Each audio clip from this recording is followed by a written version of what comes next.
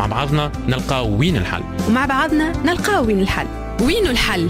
استنونا نهار السبت الصباح 10:30 ل 11:30 مع أمين الغريبي. عسلامة، مرحبا بكم من بعد جيرلز لايك يو، جيرلز لايك سارة، جيرلز لايك العباد اللي قاعدين بالحق والنساء اللي قاعدين يحلوا في المشاريع في تونس، اللي هو توا نحن باش نعملوه شهر النساء اللي هم باعثات المشاريع. باش نجيبوهم ونحكيو معاهم على وين الحل باش نجموا نشجعوا الشباب اللي يحب يحل في الفلاحة، والا اللي باش نظهروا له زاد راهو قيمة الفلاحة وكيفاش نجم يجيب منها برشا فلوس وتكون مربحة وتطلع البلاد الكل من الأزمة الاقتصادية وتخليه على الأقل البلاد متاعنا تخليها عندها الأمن الغذائي اللي هو لازم لأي دولة في العالم. كما قلت قبيلك سارة، كيفاش نجموا شاب نشجعوه باش يحل مشروع؟ شنو المشاكل اللي تخليه هو أصلا ما ينجمش يحل؟ شنو المشاكل اللي تخليه نعرفش؟ أنا أقول لك ليه الفلاحة ما عادش فيها فلوس، ولا ما تجيبليش، ولا كيفاش، ولا ما نعرفش. كيفاش نجموا نحن نلقاو له محل للشباب هذوم؟ صباح الخير أمين. صباح النور. أنا عندي شركة في الفلاح، شركة اجتماعية. شركة اجتماعية، وهي موضوع مهم. خاطر أنا كي بديت الشركة متاعي ما لقيت كي بديتها ما بديتش وحدي. أنا كي خممت معناتها شنو نجم نعمل في تونس، شنو بروجي نجم نعمل فيه في السوجي نتاع الفلاح، شنو لقيت، شنو المشاكل اللي لقيتهم. لقيت أول مشكلة عندنا مع لو تيران لو فونسي. فأنا عندي 3 هكتارات، كم باش نبدا بروجي في 3 هكتارات شنو مش نربح منها؟ وفات ما نجمش نصدر البرا، ما نجمش نكبر مشعوري. اما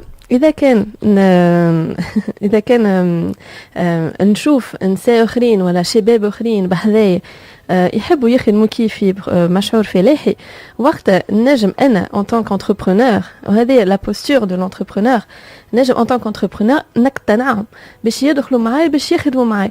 هذا اش عملت من 2012. معناتها مو ايفيدامون ماهيش سهله في تونس، خاطر ما عندناش الثقافه هذه نتاع هيا نخدموا مع بعضنا، هيا نقسموا، هيا انت تجيب بير انا نجيب لوطا، انت تجيب بذوع، انت تجيب اشجار، ومع بعضنا نخدموا. نخرج تراكتور.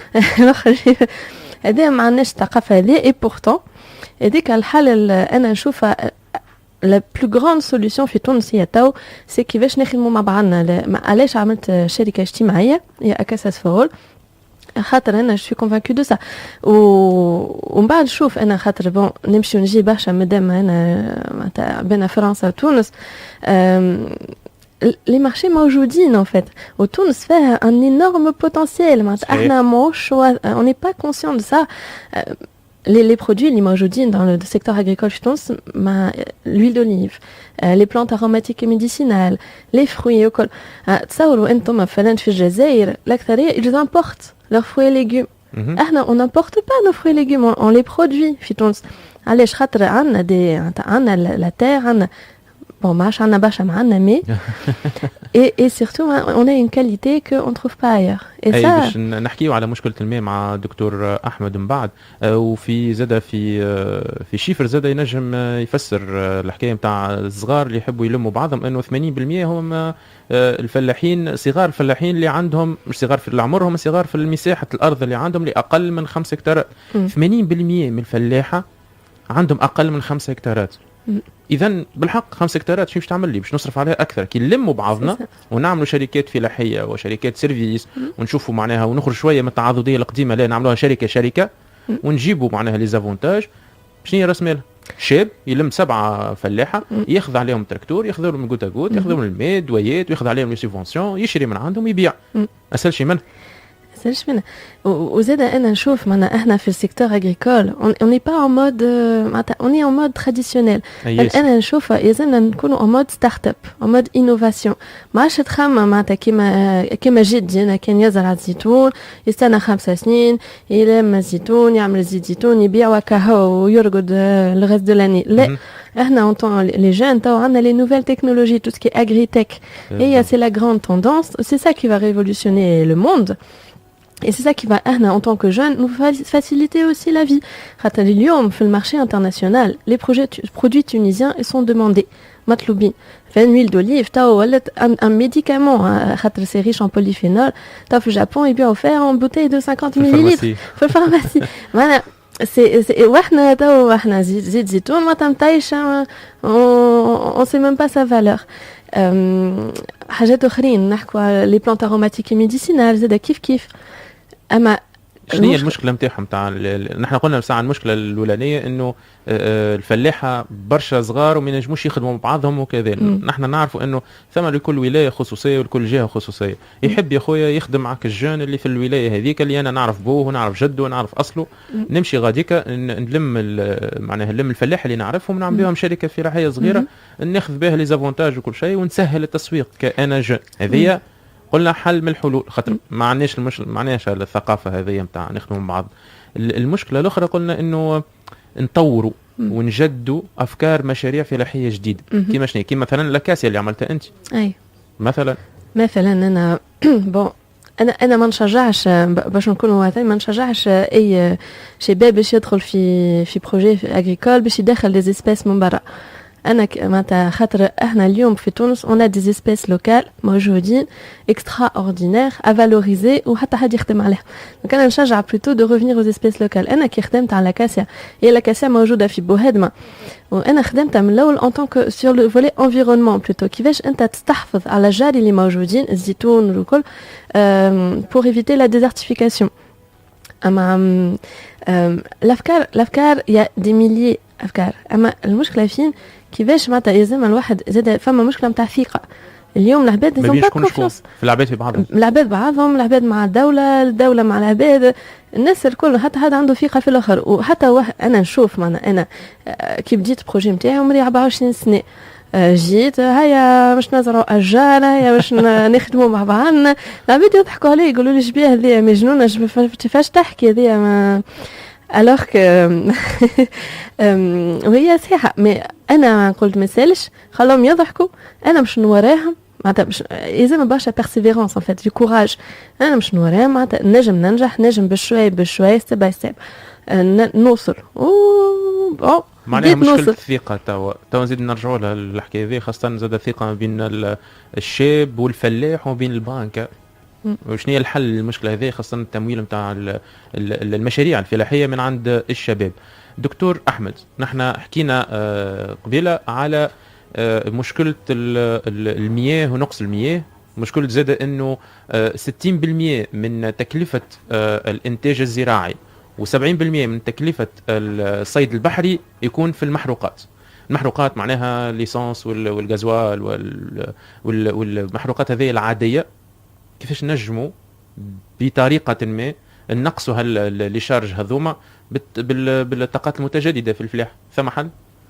هو الحقيقة ممكن أتحدث عن جزء من الحل، هو برنامج أجريبرونور 2.0.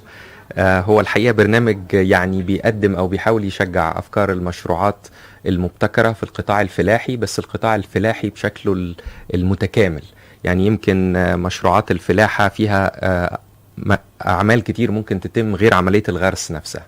مشروع أجريبرونور 2.0 هو يعني تعاون ما بين وزارة الفلاحة والموارد المائية والصيد البحري التونسية مع وزارة التعاون الاقتصادي والتنمية الألمانية. هو جزء من مشروع أكبر اسمه باد 2.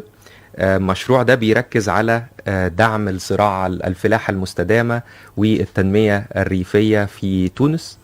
الحقيقة المشروع بيقدم برنامج اسمه أجريبرونور 2.0، هو هدفه دعم مجموعة كبيرة من المشروعات الابتكارية بينفذوا GIZ وكالة التعاون الألماني الدولي مع لابيا اللي هي وكالة النهوض بالاستثمارات الفلاحية. المشروع فكرة ان هو بدأ بحملة كبيرة من التواصل مع حوالي 10,000 شاب في 7 ولايات تونسية من مناطق الداخل، والحقيقة في 2000 من الشباب دول تم تقديم دعم ليهم في كيفية تطوير مشروعات مبتكرة زي ما سارة قالت. المشروعات المبتكرة على فكرة ممكن تكون حوالين القيمة المضافة لقطاع الفلاح.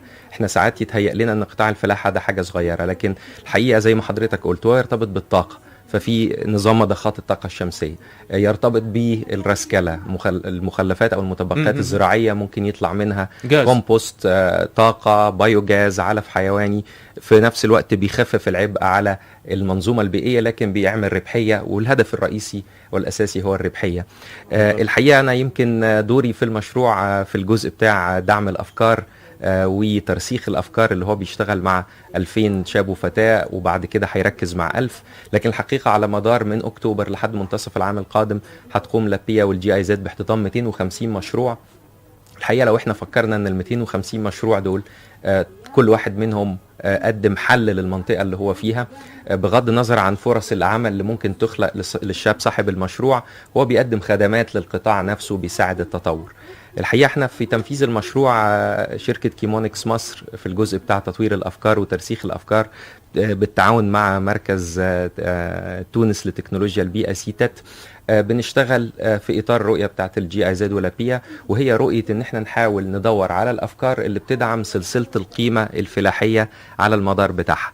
يمكن ساعات احنا ما بيتبقاش في ذهننا من القطاع الفلاحي غير مصدر الإنتاج والسوق النهائي. يعني مثلا في الألبان في دماغنا مربي الماشية، وفي دماغنا المستهلك النهائي. لكن الحقيقة قطاع الفلاحة من أول الألبان، من إنتاج الألبان لحد مستهلك النهائي مليان بالفرص. في فرص في اللوجيستيك، في فرص في تصنيع المواد اللي بيتم فيها تعبئة المنتجات الفلاحية. زي ما سارة قالت، في إطار جديد منتشر في العالم وعمل نجاح في دول أفريقية كتير، اللي هو الميكس ما بين التيك والزراعة، بنقول عليه الأجري تك. دي ممكن عن طريق مجموعة من الكابتور أو السنسورز بنقدر نقرأ مؤشرات الإنتاج ونحسنه. ده ممكن يتم في حاجة زي تربية الدواجن على سبيل المثال. بالضبط، اللي هي توا بالحق موجودة توا في إيطاليا، وفي موجودة في تونس قاعدة توا بشوي. نحكيو مش حتى على تربية الماشية والدجاج ولا الأرانب، على خاطر ياسر حساسين للسخانة والبرودة. نحكيو حتى في وقت الدواء متاع البلانت، متاع الطماطم، متاع الفلفل، الوقت متاعه يبدا محطوط يهبط اوتوماتيك، يهبط الواحد الماء والدواء، يعرف شنو هي البلانت هذيا شنو هي باش مريضه بالتليفون، يصور التليفون صوره ويعرف شنو هي باش مريضه. موجوده سامحني، ما فما شركه تونسيه اسمها اي فارمينغ ربحت برشا دي بري في العالم. هما التوانسه عملوا اون ابليكاسيون سيستيم كامل دو ديريغاسيون كونترولي بار تليفون. معناتها التونسي المشكله ما تقعش في تونس. بالضبط. كيفاش نجم نشجعوا دكتور هالشباب اللي قاعد يعمل في حاجات تكنولوجيه في الفلاحه؟ خاطر الشاب بطبيعته نفسانيا وحتى في ثقافته كي يدخل على حاجه يحب يبدل. اذا يقولوا له لا اعمل كيما قبل، لا يقول لك لا مش متاعي. ونحن الفلاحه نعرفوها الاكثريه تقليديه. كيفاش نجم نشجعوه باش يحل المشاريع في الفرص هذه، الفرص نتاع الحليب ولا الفرص نتاع التكنولوجيك راه موجودين؟ شنو قاعد النقص؟ هو الحقيقة مساعدة ان فكرة مشروع ناشئ تنجح، وهو على فكرة بطبيعة الحال المشروع بينجح لما يلاقي حل لمشكلة الأغلبية ما تبقاش شايفاها. هو طبيعي ان يبقى فيه نوع من ان المشروع غريب بالنسبة للناس او فيه تحديات، ده طبيعي. المشروع اللي ما فيش فيه تحديات غالبا مشروع سهل. لكن الحقيقة اللي انا ممكن اقوله ان احنا عشان نقدر نعلي معدل نجاح الافكار دي وانها تترجم لمشروعات في السوق تخلق عائد وفرص عمل يرجع بالفايدة للشاب والدولة بشكل عام، محتاجين في تحرك على 3 محاور. في محور انا بقول عليه المحور الداخلي اللي هو عند الشاب نفسه او عند المشروع، وفي محورين خارجيين، محور التمويل ومحور البيئة العامة لتشجيع ريادة الأعمال. البيئة العامة لتشجيع ريادة الأعمال يدخل فيها دخول المناهج في التعليم، في المواد الدراسية، التدريب، الآليات التمويل المهمة عندنا نبتدي نطورها بشكل متكامل. يعني في دايما احنا بنفكر في البنك في القرض، لكن في المستثمر الشريك، في طرق مختلفة جدا للشراكة. يمكن احنا بنركز في شغلنا اكتر على الحاجات الداخلية اللي عند الشاب. الحقيقة ساعات كتير جدا الشاب او الفتاة يقع في غرام الفكرة نفسها والمورد وينسى السوق. اول خطوة لتفعيل او زيادة نجاح معدل اي شركة فهم عميق للسوق. فهم عميق للسوق ده انا بحب اقول عليه فهم دوافع الحريف. دي في منتهى الخطورة، هذه هي البداية والنهاية.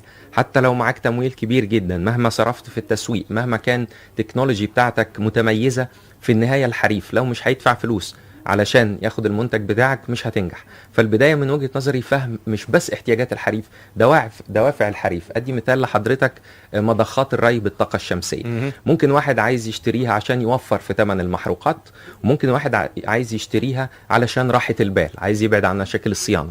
ممكن واحد تاني عايز يشتريها علشان الامان، يبقى ضامن استمراريات الطاقه. كل واحد من دول ليه دافع، فبالتالي شكل الشركه تختلف. في واحد محتاج منتج بسيط، ممكن محتاج يشتري بالتقسيط. فأصبح الشاب الشاطر اللي يدرك الدافع ده ويقدم الحل على الدافع بتاع الحريف. على سبيل المثال الحريف اللي محتاج راحة البال والجودة والأمان يخاف لو قلت له ان التكلفة قليلة، لانه ممكن يحس ان دي مش افضل تكنولوجي. فبالعكس ده ممكن محتاج تكنولوجي متقدمة مع برامج للصيانة والمتابعة. فده اول جزء، ان انا ابقى عندي فهم جيد للسوق والحريف. الجزء الثاني ابقى فاهم سلسلة القيمة المضافة، الشين دو فالور. انا لما بدخل في سوق، انا في واحد مورد ليا، في واحد حريف، مش شرط ابقى واخد كل السلسلة. على سبيل المثال بعمل مشروع لبيع التين المجفف، مش لازم ازرع التين، مش لازم اجمع التين، ومش لازم اسوقه او ابيعه بنفسي في المتجر. انا ممكن اركز على عملية التجفيف واتعاقد مع ناس للتوزيع، وهكذا. ان انا ابقى جزء من سلسلة القيمة. وده يجي فيه الجزء اللي سارة كانت بتتكلم عليه، التعاون ما بين المشروعات المختلفة. معناها اللي فهمته توا انه باش نشجعوا الشباب ساعة، الكلمة السحرية ساعة هي الإحاطة. ساعة الإحاطة في الفكرة، الإحاطة في السوق، باش تفهم السوق.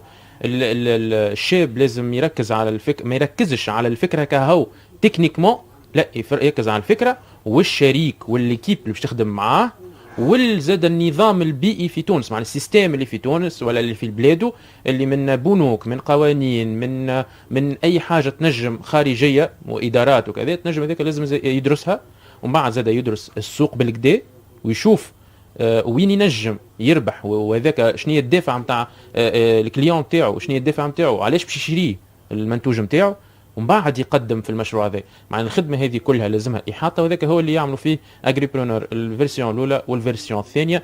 لقينا زوج حلول اللي هي الاحاطه، وفكره المشروع لازم تكون واضحه، حتى ولو هي غريبه وجديده على الميدان لازم تكون واضحه، وعنده الشاب متمكن مش وحده اللي فهمناه، خاطر ما نجمش يتمكن من هذوما كل وحده. معناها ايكيبا كامله اللي باش يجيب الفلوس، اللي يجيب الطاقه، اللي باش تولها بحاجه، وزاد باش يفهم المرشي لبرا، باش يفهم زاد المرشي اللي الكليون تاعو علاش باش يشري المشروع هذا وعلاش باش يشري المنتوج هذا. اذا لقينا هنا زوج حلول توا، باش نلقاو زاد زوج حلول اخرين وزوج مشاكل اخرين من بعد الفاصل الجاي. ونخليكم مع الغنايه ونرجع لكم بعد شوي.